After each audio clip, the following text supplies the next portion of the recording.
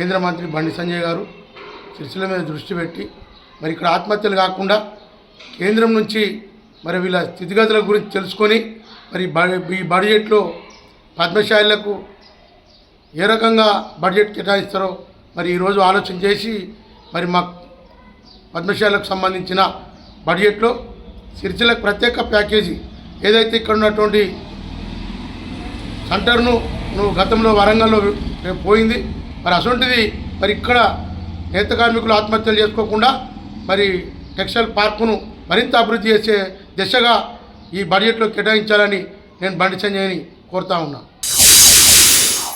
రైతాంగం వ్యవసాయం మీద ఆధారపడ్డది కనుక వ్యవసాయ రంగానికి ఎస్పెషల్లీ అధిక బడ్జెట్ కేటాయించాలి.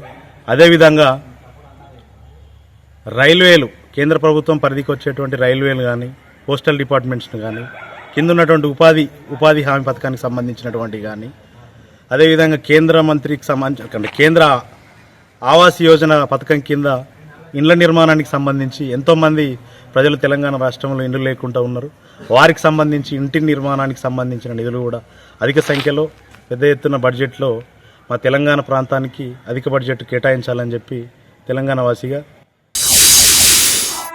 దక్షిణ భారతదేశం కంటే ఉత్తర భారతదేశానికి ఎక్కువ నిధులు కేటాయిస్తూ ఉన్నారు. ఎప్పుడు కూడా దక్షిణ భారతదేశం పైన సౌతల్లి ప్రేమ చూపెడతా ఉన్నారు. ఈసారైనా దక్షిణ భారతదేశంలో దాంట్లో ప్రత్యేకించి తెలంగాణకు ఎక్కువ బడ్జెట్ కేటాయించాలని చెప్పేసి కోరుకుంటా ఉన్నాం.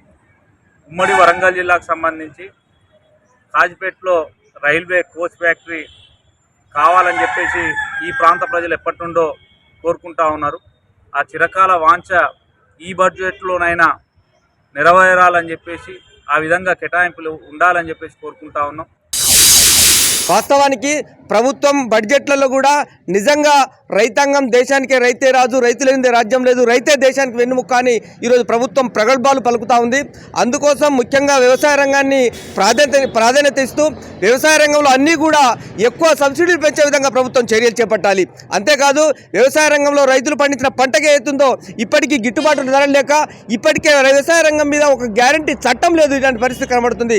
కాబట్టి ఈ బడ్జెట్లలో ఒక గ్యారంటీ చట్టాన్ని కూడా అమలు చేసి వ్యవసాయ రంగానికి అధిక నిధులు కేటాయించే విధంగా ప్రభుత్వం చర్యలు చేపట్టాలి.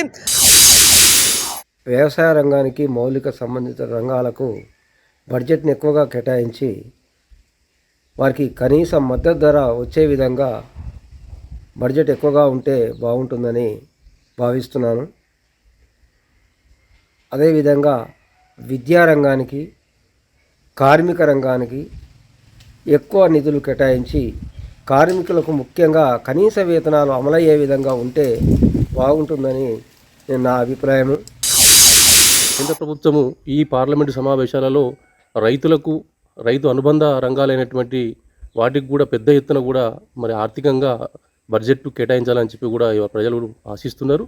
అందుకు అనుగుణంగా వ్యవసాయ ఉత్పత్తులను సేకరించి వ్యవసాయ ఉత్పత్తులను మరి వాటిని విత్తనాలను కూడా సేకరించి విత్తన శుద్ధి కర్మాగారాలను ఏర్పాటు చేసి వ్యవసాయానికి ఎరువులు కానీ ఇచ్చిత అనుబంధ రంగాలైనటువంటి కోళ్ళ పరిశ్రమలు కానీ పాడి గేదె పరిశ్రమల పట్ల కూడా కేంద్ర ప్రభుత్వం పెద్ద ఎత్తున కూడా బడ్జెట్ కేటాయించి రైతులను ఆదుకోవాలన్నటువంటి అంశాన్ని ప్రజలు ఇవాళ గుర్తిస్తున్నారు.